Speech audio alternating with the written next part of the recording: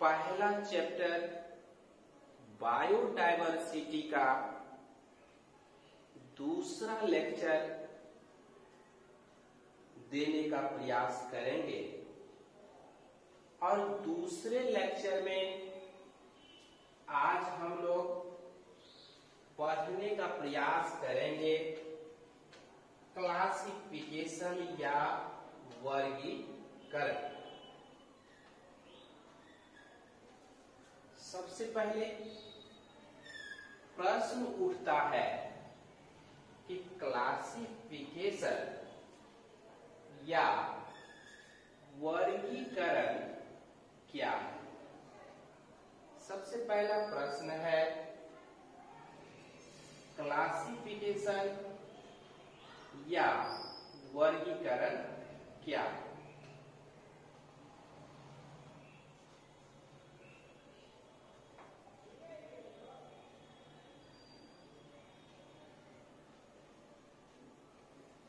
जैसा कि आप देख रहे हैं कि जीवों के गुणों के समानता अथवा भिन्नता के आधार पर,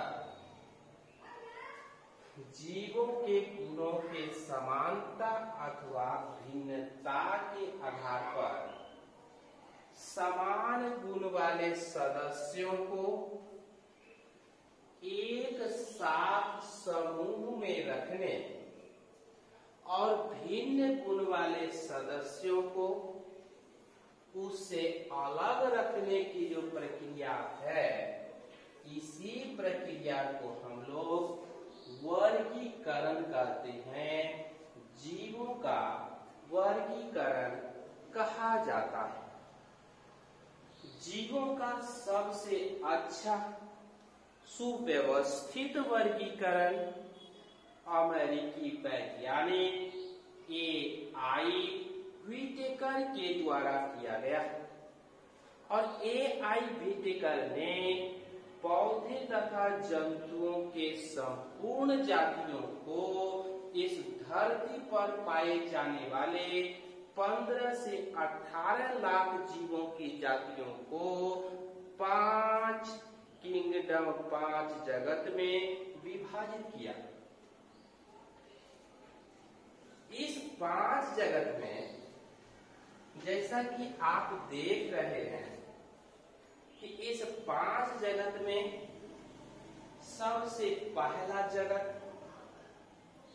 जिसके सदस्यों का शरीर सबसे सरलतम रचना वाला है, इसके सदस्यों ने ही सबसे पहले जीवन के रूप में कदम रखा, अर्थात प्रथम जीव के रूप में उत्पन्न हुआ, उसको मोनेरा कहते हैं और इसका शरीर प्रोकैरियोटिक यूनिसेलुलर होता है, अर्थात एक कोशिका का बना शरीर है जिसके जीवन की सारी आवश्यकताओं की पूर्ति मात्र एक कोशिका के अंदर होती है।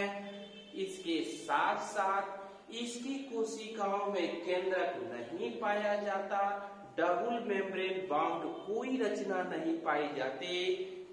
जीवन की आवश्यकताओं की पूर्ति इसी एक कोशिका के अंदर होती है, मोनेरा कहलाता है। इस धरती पर सभी किंगडम या जीवों के जातियों की उत्पत्ति मोनेरा से ही हुई। दूसरा किंगडम प्रोटिस्टा एक कोशिका वाला है, परंतु यूकैरियोटिक कोशिका है, अर्थात विकसित कोशिका है जिसमें केंद्रक का निर्माण हुआ है और सुव्यवस्थित कोशिका है। इस प्रोटिस्टा से 3 शाखाएं निकली, एक कवक जगत के रूप में जो पौधे के समान तो दिखता है, रंगहीन होता है, प्रकाश संश्लेषण नहीं होता, मृतोपजीवी, मृतजीवी या परजीवी जीवन बिताता है, कवक जगत का सदस्य कहलाता है, जैसे ईस्ट म्यूकर पशु। उसके बाद पादप जगत का सदस्य है और इसमें पौधों की जातियां है। एक अन्य शाखा के रूप में पांचवा किंगडम जंतु जगत है। इस धरती पर पाए जाने वाले सभी जंतुओं को इसमें रखा गया है। जैसा कि आप देख रहे हैं कि अगर हम विस्तार से इसको देखें और समझें तो इस तरह से देख और समझ सकते हैं कि जो मोनेरा का सदस्य है इसको हम इस तरह से विस्तार से देख और समझ सकते हैं। यहाँ भी मोनेरा में प्रथम जीव की उत्पत्ति हुई। सबसे सरलतम रचना वाला जीव है यह इयोबैक्टीरियम आइसोलेटम है, जो प्रारंभिक स्तर के जीवाणु का सदस्य आर्कियोबैक्टीरिया का सदस्य है।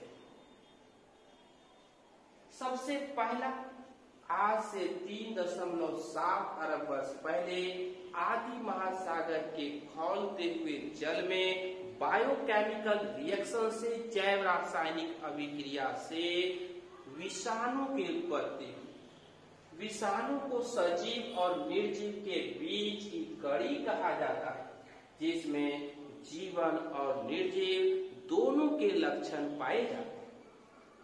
उसके बाद आज से 3.2 अरब वर्ष पहले आदि महासागर के जल में आर्कियोबैक्टीरिया या मोनेरा के सदस्य इयोबैक्टीरियम आइसोलेटम की उत्पत्ति हुई। यह सबसे पहला जीव था जो सबसे पहले जन्म लिया।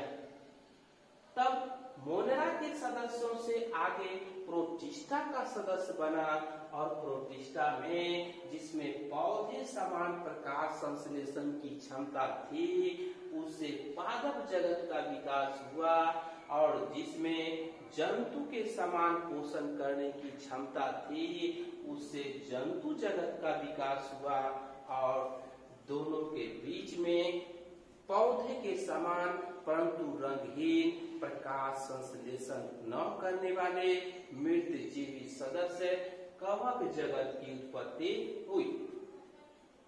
अब आप देखते हैं कि जो पादप जगत है इसको कई भाग में विभाजित किया है, कई वर्गों में। थैलोफाइटा, ब्रायोफाइटा, टेरिडोफाइटा, जिम्नोस्पर्म और एंजियोस्पर्म। ठीक इसी तरह से जंतु जगत को भी कई संघ में विभाजित किया गया है।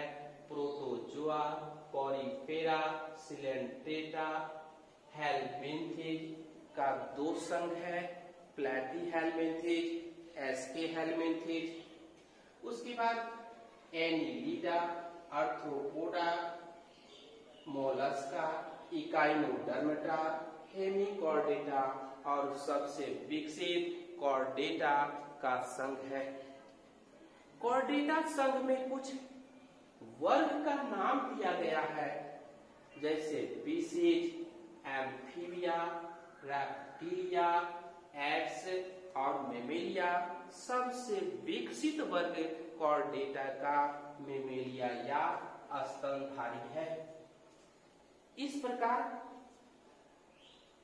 पौधे तथा जीवों के 15 से 18 लाख जीवित जातियों को 5 जगत में सफलतापूर्वक ए.आई. व्हिटेकर ने वर्गीकृत कर दिया और इसको संपूर्ण संसार में जाना पहचाना और पढ़ा जाता है।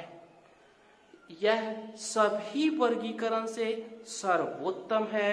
पौधे तथा जीवों को ठीक से समझने का सबसे अच्छा वर्गीकरण है, इसलिए यह सबसे लोकप्रिय, सर्वमान्य और मान्यता प्राप्त वर्गीकरण है। इसी वर्गीकरण को पूरे संसार में जाना पहचाना और पढ़ा जाता है।